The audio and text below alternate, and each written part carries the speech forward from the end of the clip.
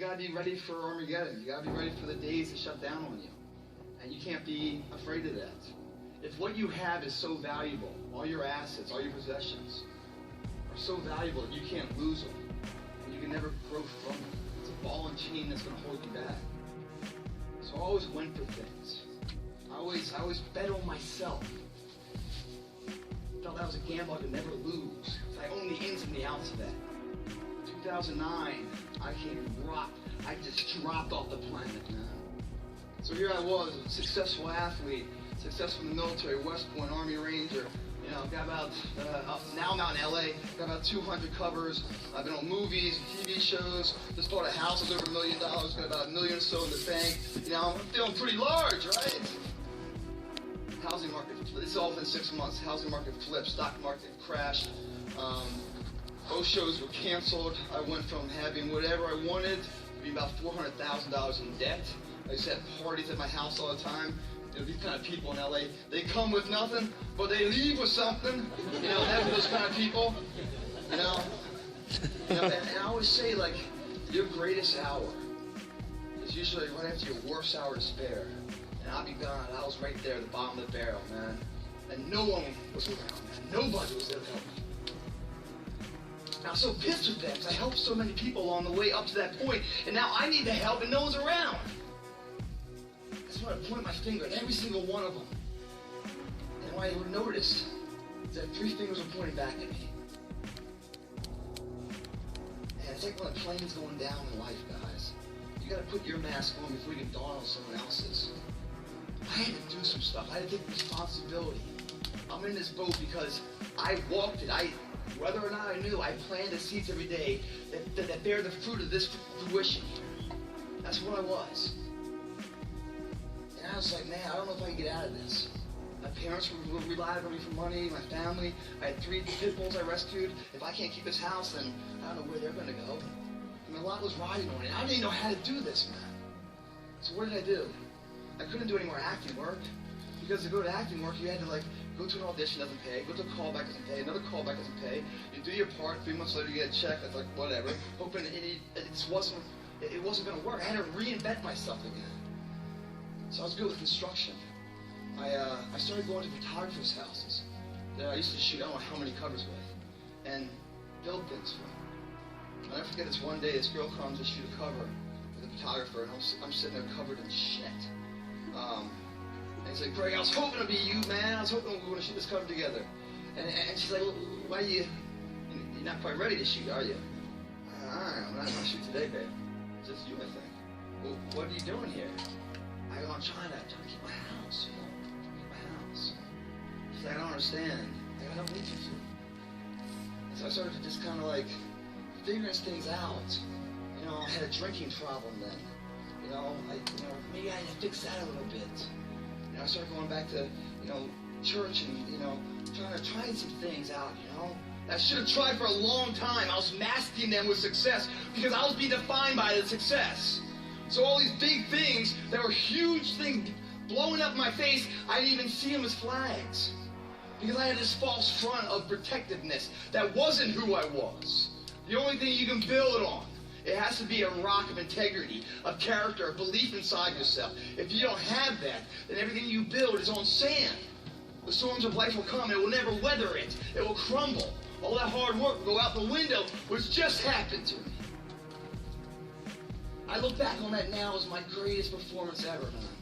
People ask me, what are your greatest moments? Every single one of them is failure. That's where I got to learn who I was. That's where I got the report card to know which part was fixed, which part was broken, so I take my effort and reapply it. Fitness, I got a website that makes over $2 million a year. There's no one in the fitness industry that makes money. No one does. I didn't have to, it forced me to do this. The reality of life, whatever that truth is, right? It's not as powerful as the perception on how you see it. No matter what happens, it's the perception on how you see it. You're having a shitty day. Wish you never woke up, right? Everything's Murphy's Law slapping you in the face 15 times. And all of a sudden, like, this phone rings, right? You pick up the phone, and it's really good news. got a promotion maybe. You know, maybe it's like your mom's in remission of cancer. Something great news, you know. You hang up the phone and you're just like, you just want to run the streets. You want to go to the gym. You want to call up your friend and say, hey, buddy, I'm sorry. You want to make amends. You just want to live life and make it all right. What happened there? There's no power that comes through the phone that made you more capable. You're the same capable person before as you were after. Your perception has changed. And with that perception change, you get to understand time and time again that the way you see it is what's faulty, not the situation at hand. So many people out there fail not because they don't have the ability, it's because they don't have the heart to go through adversity. The other thing that's worst case scenario is fear. For many of you guys, it robs you of your true potential. Why is that? Because it's a parasite. It feeds off you, the host. Its fuel is confidence. When fear comes into your body, it's at its weakest state. You can kill it right there in a second, but you don't. You turn your back to it. You let it grow. You let it feed off you. If it gets so big one day, you can turn to a self-paralysis state. So strong, guys, that you're almost suicidal.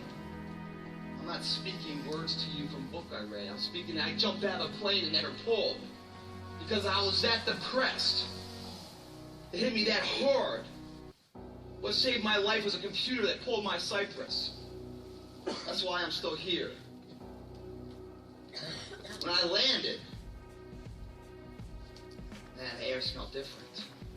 My perception changed in a minute. I went back to my dorm at West Point, went to work, killed it. You know, but before that, man, I was all messed up. Your ability is unwavering, but the way in which you see it. When I hit rock bottom in 2009, it took that for me to open up, not the tunnel vision I've been living in, but the peripheral, to see what was up and how to change something. How to reinvent the wheel, how to break the rules. How to start a business that didn't exist. And so I did. And now I'm here in front of you people. And you guys are asking me things. And I'm supposed to be something of an inspiration or something like that. How the fuck did this happen? Every single thing I've achieved has been built on failure and fear. That's why I'm here. Where I'm going to be, I have to be ready for it. Because my greatest hours to come. And all these adversities, all these things, all these struggles that I feel every single day. Because I feel them every single day. I fail every day.